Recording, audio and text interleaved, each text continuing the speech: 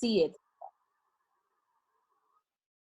All right, so I just got this problem in the chat, and it is f of x is equal to x minus 8 times x plus 2.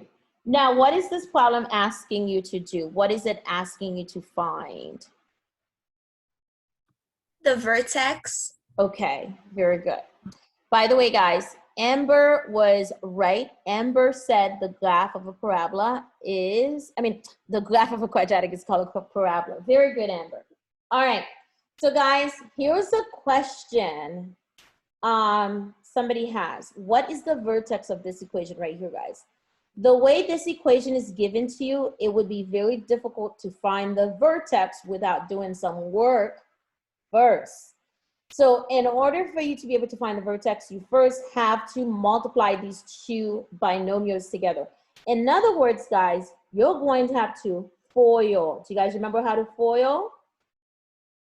Ooh, okay, let's go over FOIL, guys.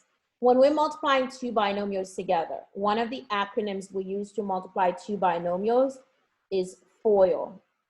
The F, it's an acronym. The F stands for first, okay? As in multiply the first two terms together. Those are the X's. So you get x squared. The O stands for outside or outer terms. I like to say outside because I get tongue-tied with my T's, okay? So the two outside terms would be the x times 2, and that would give me 2x. Now, I stands for inside or inner terms, the two inner terms together. So that would be the negative 8 times x, guys, the ones that are right next to each other. So we multiply those two together and we get negative 8x.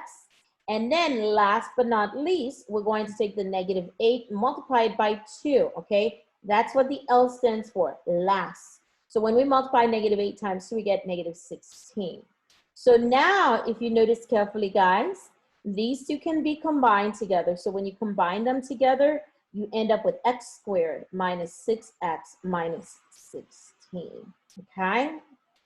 So now, guys, you have the quadratic in this format. You can now go ahead and use this form, which we refer to as the general form, to go ahead and find the coordinate of the vertex.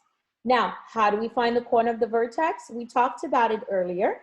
Use the formula. Once it's in the general form, guys, you want to use the formula, the opposite of b over 2 times a, in order to find the x value of the vertex, guys. Now, what is the a value? The a value is the coefficient of x squared, the number in front of x squared. So in this case, guys, the a value is equal to 1. The b value is going to be the coefficient of x, the number in front of x. So that would be a negative 6. And now you take these values, go into the formula, guys, and substitute. Now remember, I like to say the opposite. Why do I say the opposite of b? So I can remember to change the sign. If my b value is negative 6 and I want the opposite of it, guys, it's going to become a positive 6. And then all of this will be over 2 times the a value, which is 1. Okay, I see your hand. Go ahead, ask me. Okay, so when you did 2x minus 8x, when it comes to that part, I understand now that you explained to me, but when it comes to that part, how am I supposed to know what I pick from the, to make an equation out of it?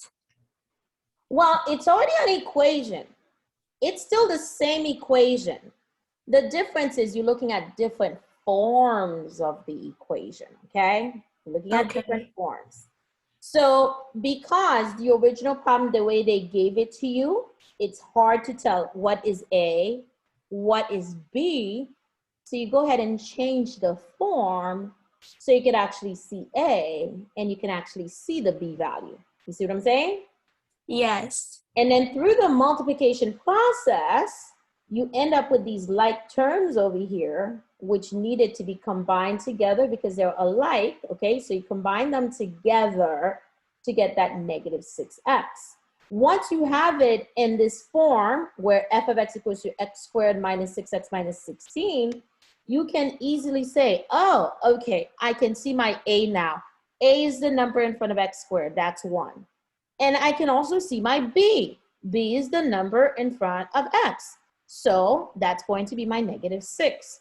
Whereas before, if you go back to the original problem, can you look at it and tell what a is going to be? Maybe you can tell what a is going to be.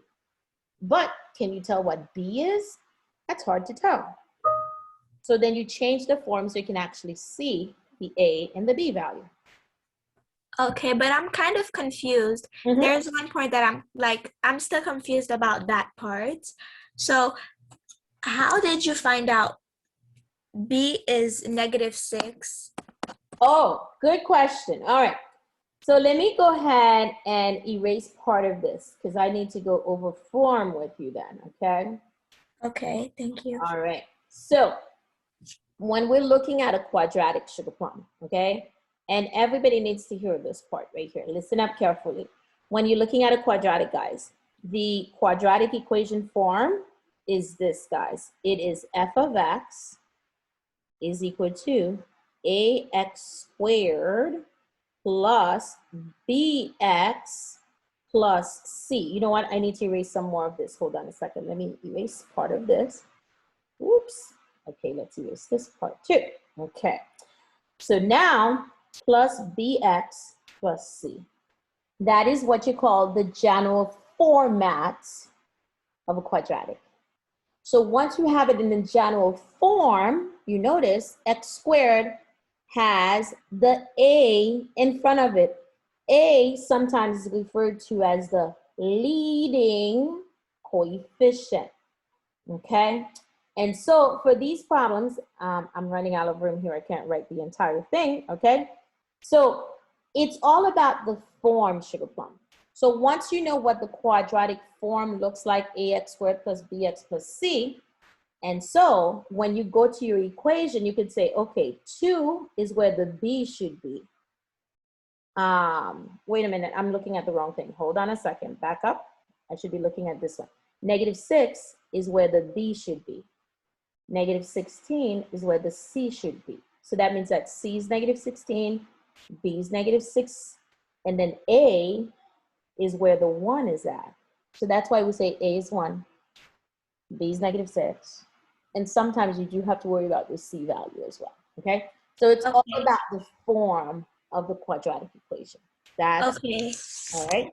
I understand the form, but I'm still confused. Where did you get 2x? Because no, where did you get -6x? Because if you solve like equals x, yes, right there. 2x minus 8x. I'm just trying to figure out like how you got 6x minus 16. I know that the 16 is right there, but how did you get the 6x? Because the 6x is not there. That's why we're combining these two together to get the 6x. So we have 2x's, positive 2x's, and we take away 8x's. Okay, you know what? Let me explain this to you on the side as well. All right, so let's look at it this way. All right, so, ooh. All right, there we go. All right, so listen, the positive 2x's, I'm gonna put them in black. And then the negative x's, I have 8 negative x's, I'm gonna put them in red, okay? There's 8 of them in total, okay? I just want you to see this, guys. And everybody else should be paying attention, okay? Now, what you have to realize is that a positive and a negative, they cancel each other out. So I have a pair of positive and negative right here, they cancel out. I have another pair of positive and negative, they cancel out. So what do I have left over that's not canceled out? I have 1, 2, 3, 4, 5, 6. Okay, let me do it a different way because I want you to see this. You can't see it over. 1, 2, 3, 4, 5, 6 negatives left over. Do you see that? Yes, I do. Okay. So that's where that negative 6x is coming from. Okay, thank you. Now I understand. Very good. All right, guys. So, guys, I love questions, by the way.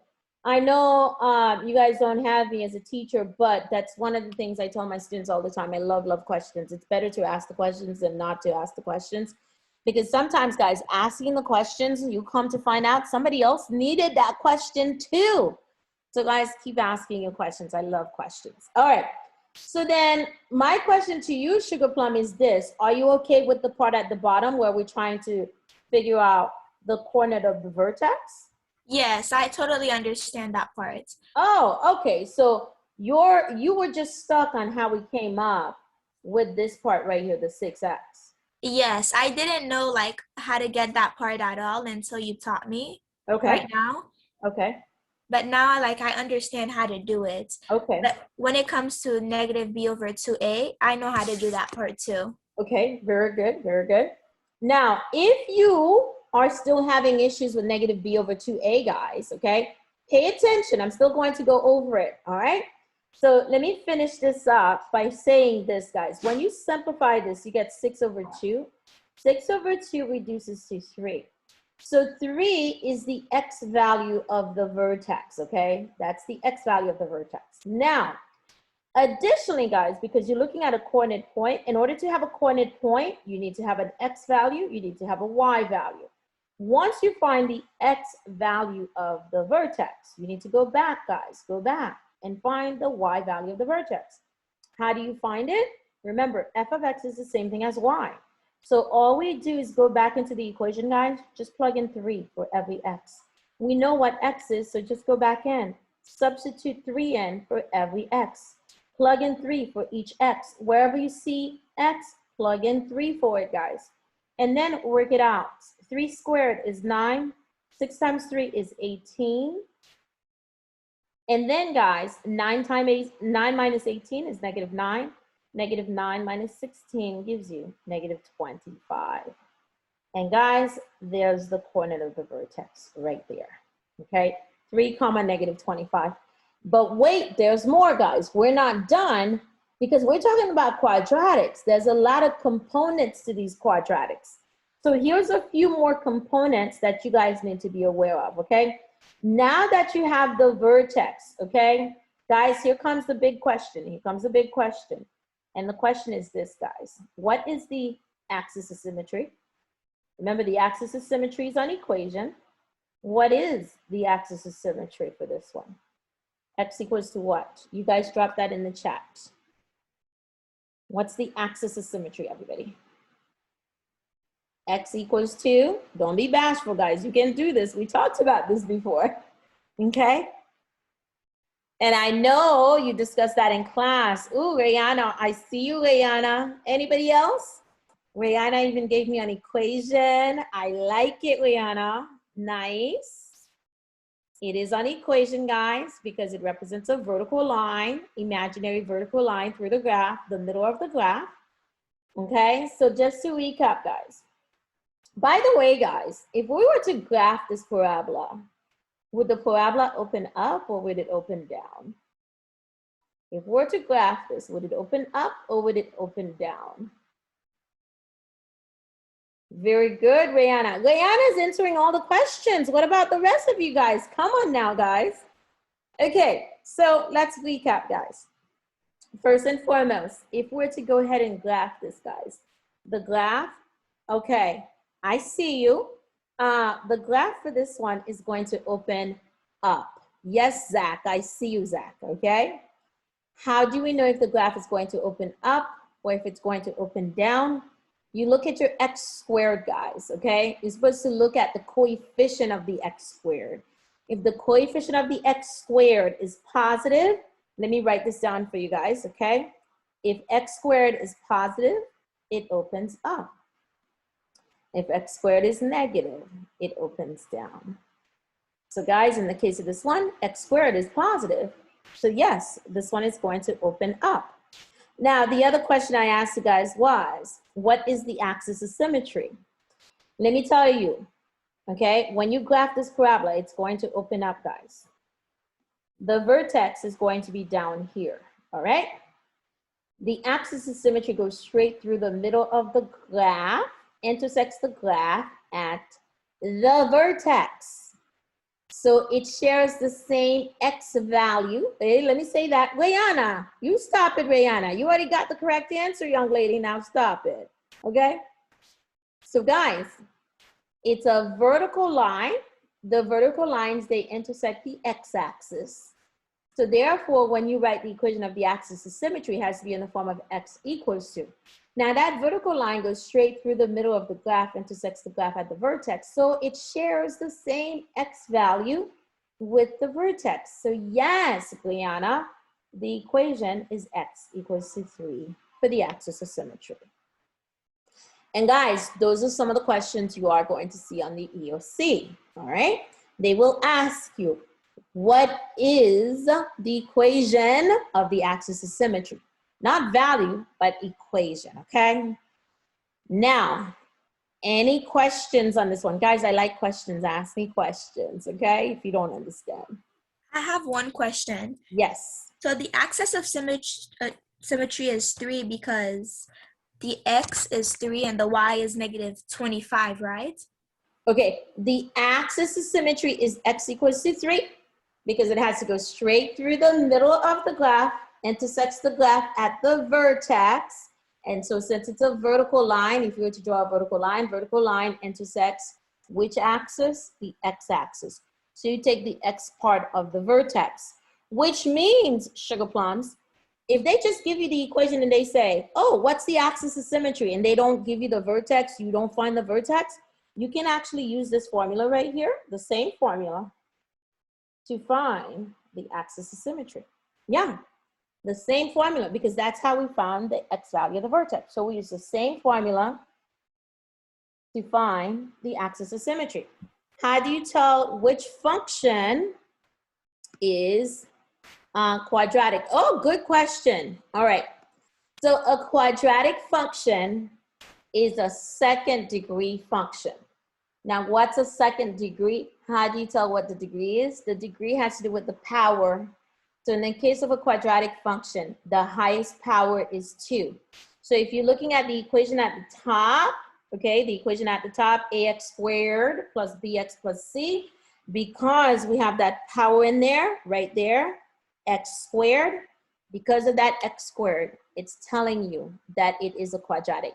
Now, the original problem that was given, okay, it's hard to tell if it is going to be an x squared, but you can actually brainstorm this and figure out if it is going to be a quadratic. How do you brainstorm it? Can I multiply x times x? What do I get when I multiply x times x? That's one way. That's going to give me x squared. Additionally, guys, you can take the power, which is on this x right here, add it to the power on this one right here, okay? And that's going to give you 2. So any second degree equation is referred to as a quadratic. If it's first degree, we call it a linear equation. First degree is linear, second degree is quadratic. To a chart. Okay, Kylie, you may have to give me something, all right? Because I want to be precise about these problems, okay? Now, guys, I'm not quite done yet because I want to ask you some follow-up questions because like I told you guys, there are many components to these quadratics. So here's another part, guys. Here's another part, okay? Does this one have a maximum or minimum value?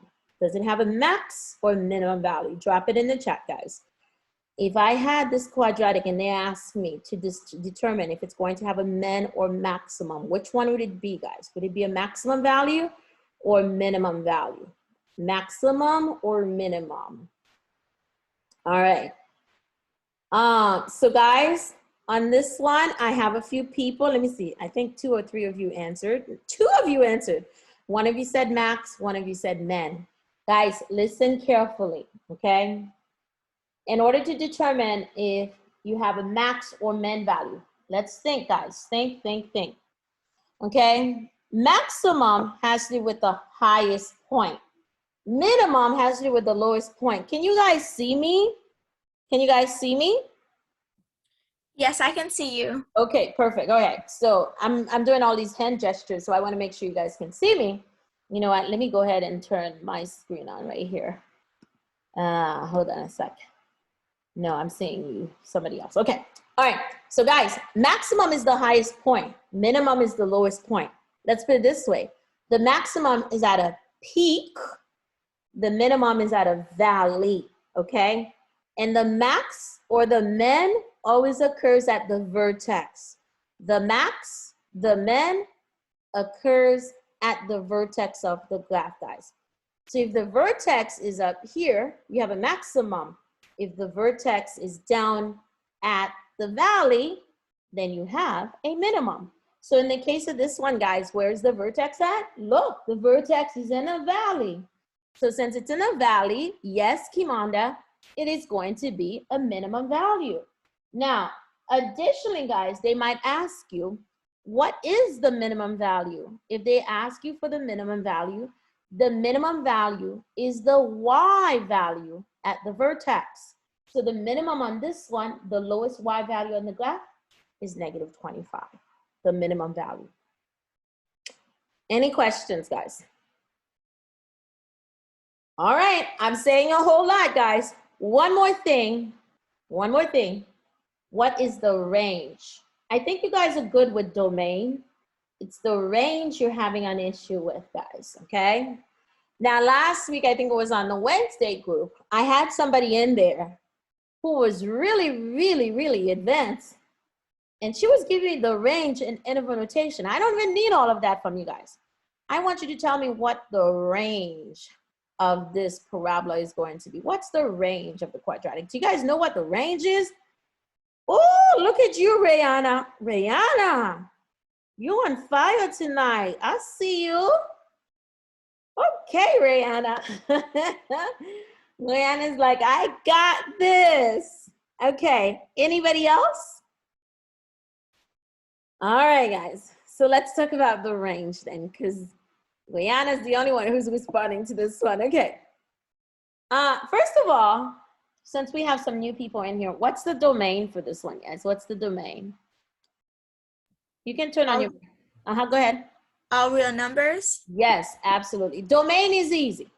It's the range, okay, guys? Because your teacher even asked me, can you talk to them about finding the range? Okay, guys, look up. So the range is the vertical part of the graph, all the y values in the graph.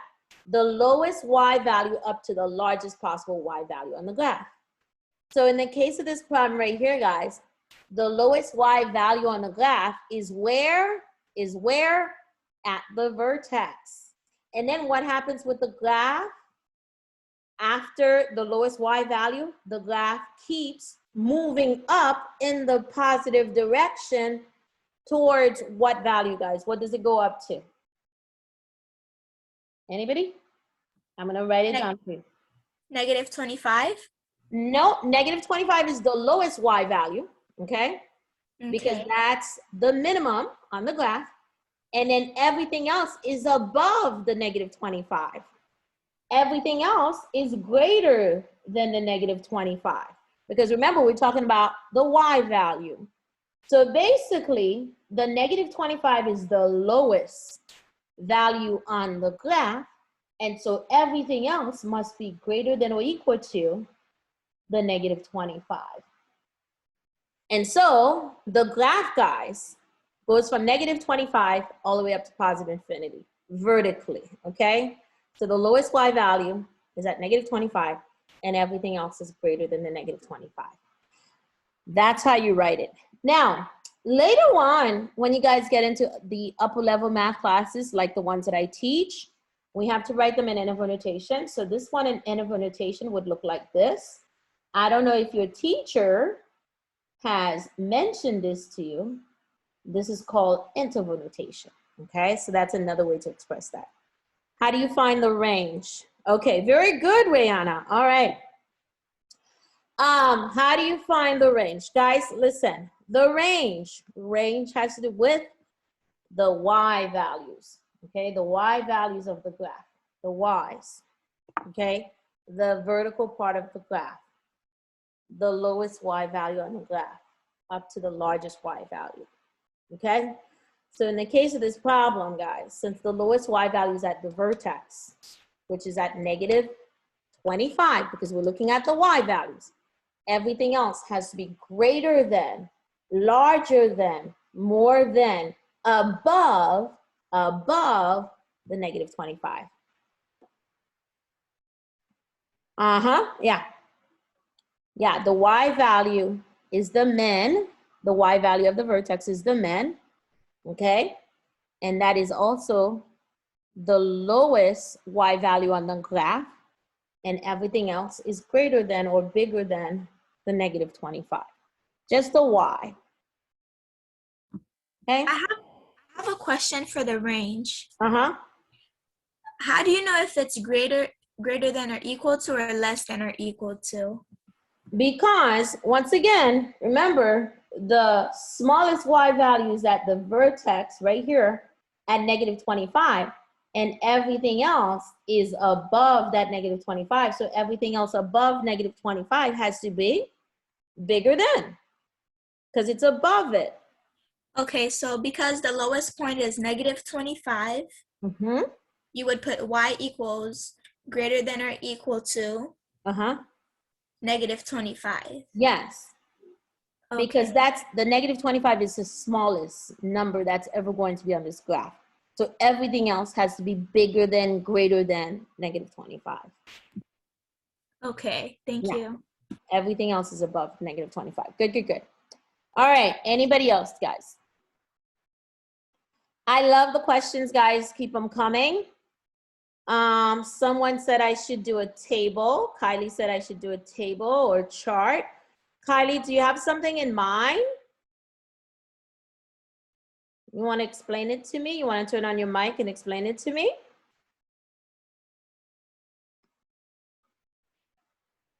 All right, while Kylie's trying to figure things out, guys, I'm going to say one more thing, okay? Some of these polynomials, guys, they will ask you to find the zeros, find the x-intercepts, find the solutions, find the roots, okay? All of those are exactly the same thing. Whether they ask you to find the roots or the solutions or the x-intercepts, they all mean the same thing. So x-intercept, roots, zeros, solutions, they all mean the exact same thing, guys. So, okay, the original equation we had, guys, f of x is equal to x minus 8 times x plus 2 was given in a way for you to be able to find the x-intercepts, the zeros, the roots. Can somebody tell me what the x-intercepts are?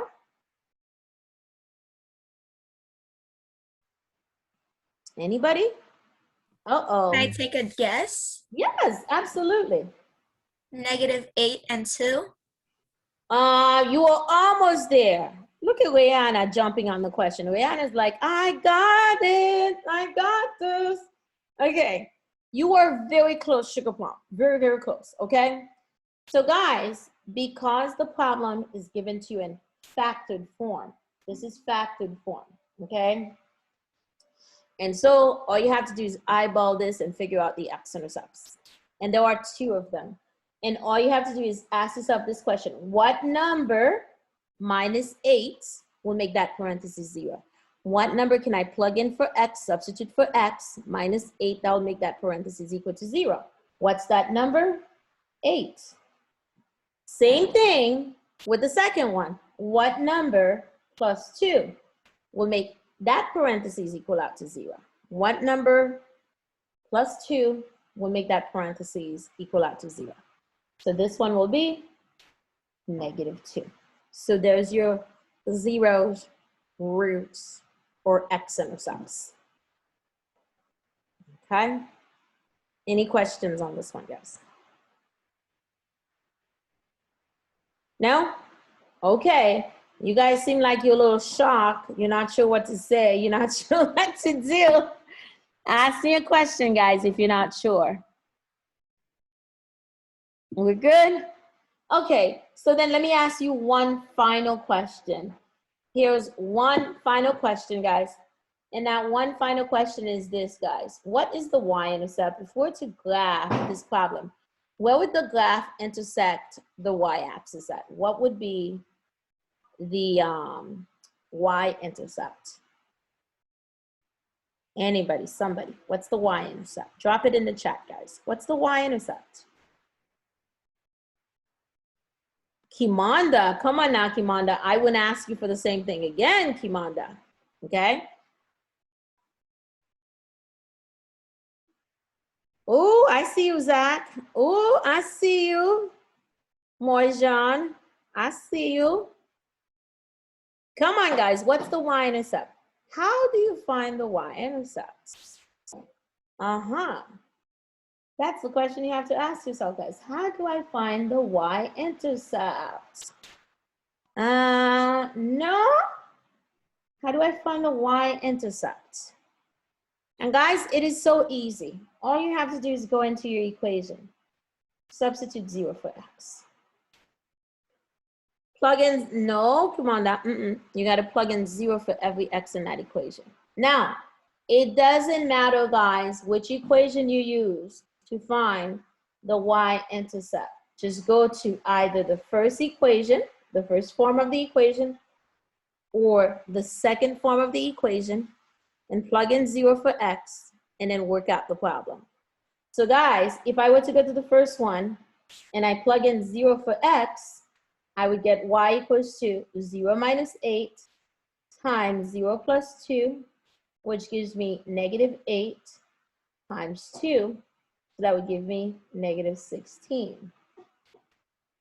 That's the y-intercept. Now, when you express this as a coordinate point, it'll be 0, comma, negative 16. The other thing is this, guys. You have the general form right here. So if I plug in 0 for every x, guys, look at what happens. This cancels out to 0. This cancels out to 0. And what are we left with? Negative 16.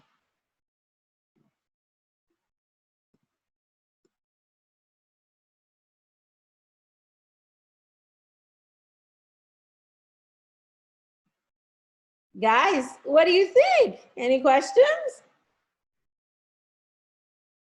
No? We're good? All right, I hear you guys. You're getting tired now because it's about that time. It's like 6 o'clock now. Now, I know somebody had a question about a chart. Did you come up with a chart for me, Sweetie Pie? Who was it again? Let me see. Let me go back over here. Kylie, talk to me about the chart, Kylie. Turn on your mic and talk to me, Sweetie Pie.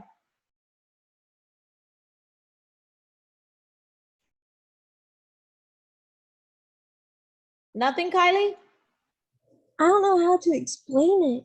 Okay, try it, Sweetie Pie. So do you have a chart like this, a vertical chart, and you have some x values, some y values, or do you have a horizontal chart? It's horizontal. Horizontal like this? Yeah. Okay, so do you have the values for x? You have to like find the function. Right?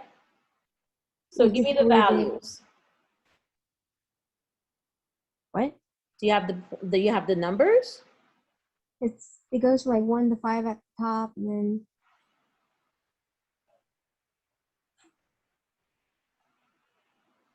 No. y it's 0, 3, 8, 15, 24, and 3, 8, 15, 20. Are you looking at a problem? yeah. Okay, so the x values are 1, 2, 3, 4, 5. You need to explain how it's quadratic, and I don't know how to do that. You have to explain why it's quadratic? Yeah. Okay. Let me see. I think I'm gonna have to redo this one, guys, because I don't have enough room at the bottom to write. But let me try and squeeze it at the bottom, okay? So guys, what do you notice here, okay? The x values, every one of them is going up by 1. But let's look at the y values, guys, okay? I want you to look, guys. Look, okay. To go from 0 to 3, what do we add? We add 3. To go from 3 to 8, what do we add? 5. 5, yes. To go from 8 to 15, what do we add? 5, I think. No, Oh, no, 7. Yeah, to go from 15 to 24, what do we add? 9. 9. Okay. So guys, this is not a linear function. How do I know it's not a linear function?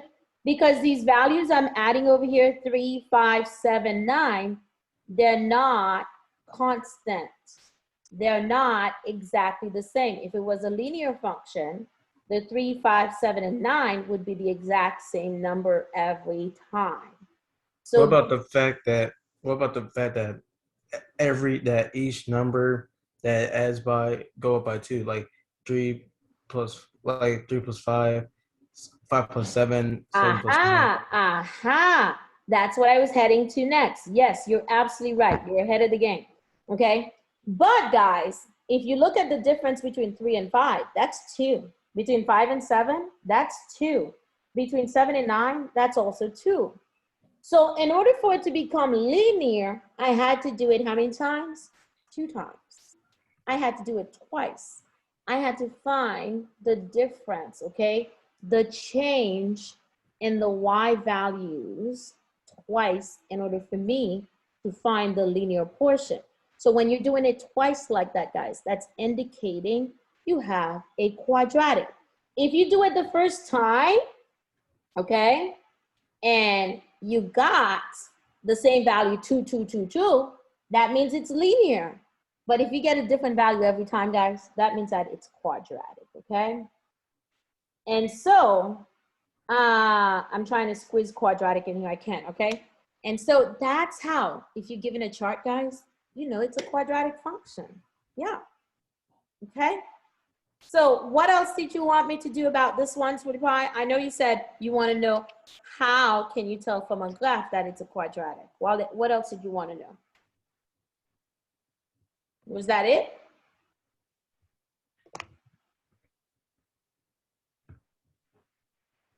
Anything else? Kylie, you're good? Yeah, that helped a lot. Thank you. You sure? So if you see this problem again, you're going to be able to do it? Yeah. Okay, give me a little recap. How about you reiterate what you understand? Tell me what you understand about this problem.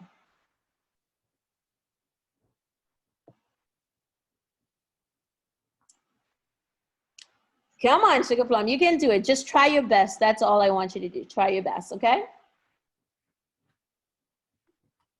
Given a chart, how can you determine if it is going to be a quadratic function?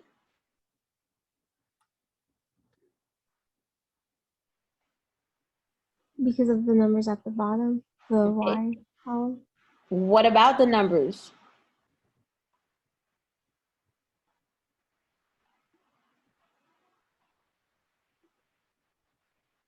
Come on, elaborate on it. You can do this, Sweetie Pie. Come on, Kylie. You're almost there.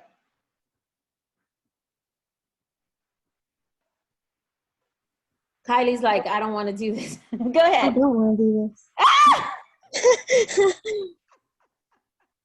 Okay, who wants to explain what they understand, guys? How can you tell if you're given a chart, okay, to determine if it is going to be a quadratic? What about the chart that will tell you if it is a quadratic function or not?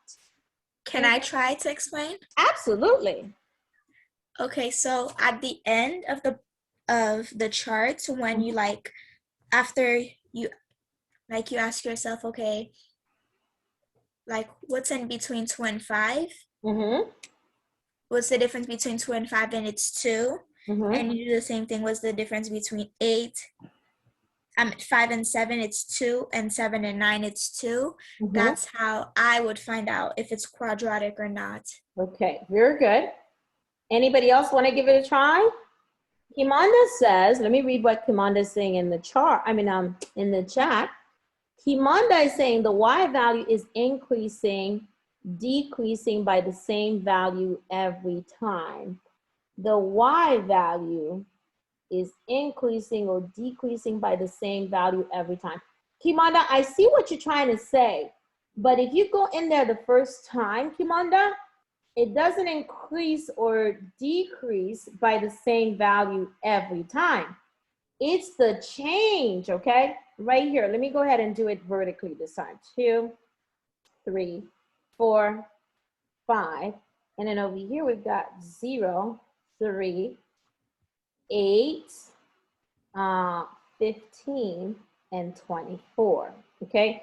And here's why I say that, Kimanda. Look, Kimanda, if you do it the first time, you figure out the change between 0 and 3, that's a change of 3, okay? The change between 3 and 8 is 5. The change between 8 and 15 is 7. The change between 15 and 24 is 9. So you see, this is not consistent, the 3, 5, 7, 9.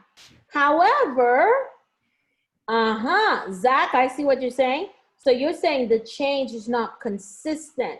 It's not exactly the same. Okay, the 3, 5, 7, 9. It's not exactly the same, because if it was the same, it would be linear. But because it's changing, okay, it is going to be quadratic. All right. Now, additionally, guys, let me go ahead and throw this in here, okay? If you do it the second time around, okay, 3 and 5 is 2, 5 and 7 is 2, 7 and 9 is 2. But when you do it the first time, guys, you don't have the same number there. But when you do it the second time, you have the exact same number. So quadratic leads to a linear function. This is indicating it's linear right there. It leads to a linear. This right here is indicating it's a quadratic. Okay, guys? So somebody just dropped something on the chat. Let me see what you guys are saying. Oh, nah. Thought you changed the chart to 3. No, man. No, I didn't change anything. I didn't change anything. It's still the same thing. I just did the chart vertically. And guys, you have to be flexible with the mathematics, okay? Whether you see a vertical chart, horizontal chart, it's still the same thing. And as a math teacher, I can tell you this. The reason why they do the horizontal one instead of the vertical one is because they want to conserve paper. That's it. But you got to be flexible with this. Horizontal chart, vertical chart, they're all the same thing, guys, okay? Now, so I am going to stop here, guys. I think we've had enough for today. It's about 6:10 right now. Yeah, go ahead, Sweetie Pie. Ask your question. Before you stop, I have a question about like linear and quadratic. So because like the second part, they all equal 2. The difference was 2, 2, 2, right? Yeah. But the first part, they had differences, like 3, 5, 7, 9. So it's quadratic because they both don't have the same differences. Right, exactly. But if they both had the same differences, it would be linear. If they all had the same differences, like this one right here, yes, it would become linear. Absolutely. Okay, so because if the remember, first, when you have a linear function, it looks something like this, okay? And the change is always the exact same number, 2, 2, 2, okay? The rate of change is the slope, okay? And the slope remains the same regardless. Now, when you have a quadratic, you don't have a slope there, okay? So that's why it doesn't remain the same. okay, All right. thank you. No problem, Sugar Plum. Guys, I'm going to stop the recording right here.